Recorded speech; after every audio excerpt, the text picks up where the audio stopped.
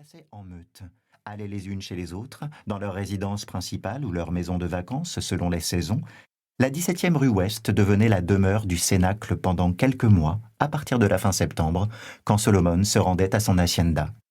Il n'empêche, où que ces dames puissent habiter dans le pays, la clique restait invariablement un groupe fermé, un cercle impénétrable. Cantonné, pour l'essentiel, à sa chambre et à celle de ses gouvernantes, Benjamin n'avait qu'une vague notion du reste de la bâtisse de grès rouge où il grandissait.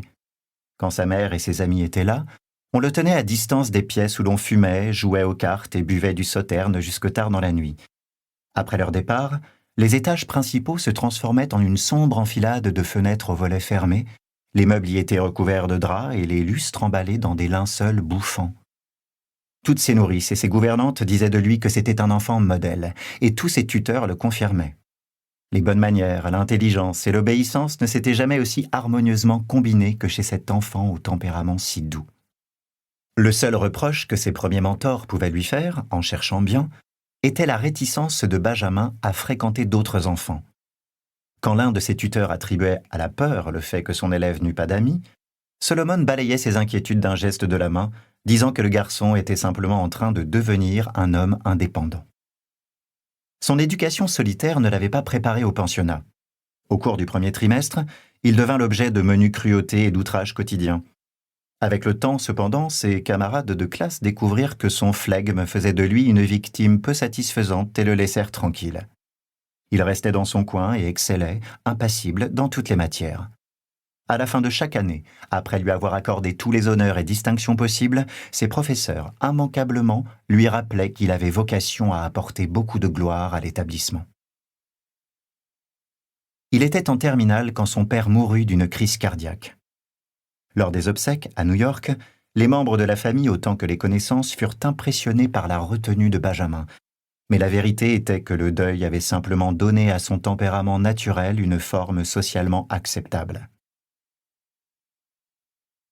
Affichant une formidable précocité qui déconcerta les avocats et les banquiers de son père, le garçon demanda à examiner le testament et tous les documents financiers afférents.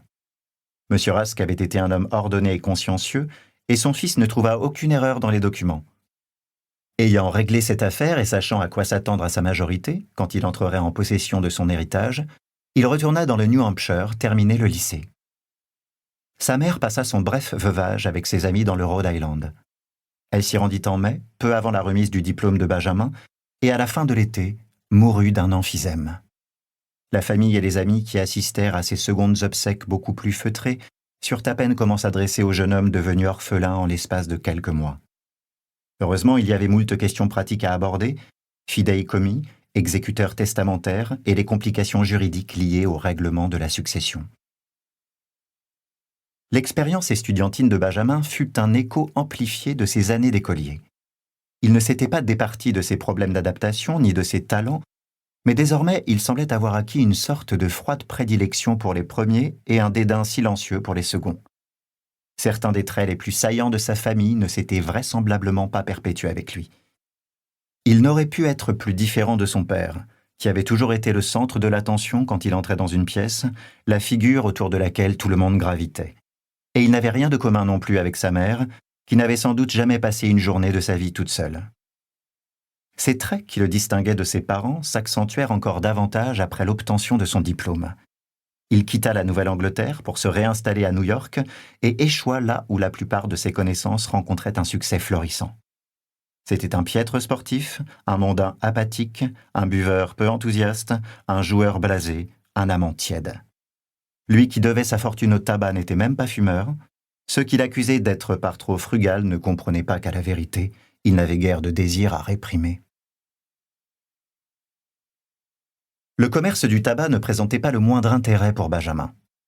Lui déplaisait non seulement le produit, le geste primitif de téter et d'aspirer la fumée, la fascination sauvage pour cette fumée, la puanteur aigre-douce de feuilles pourries, mais aussi la convivialité allant avec, que son père avait tant apprécié et si bien exploité. Rien ne le dégoûtait plus que les complicités brumeuses du fumoir.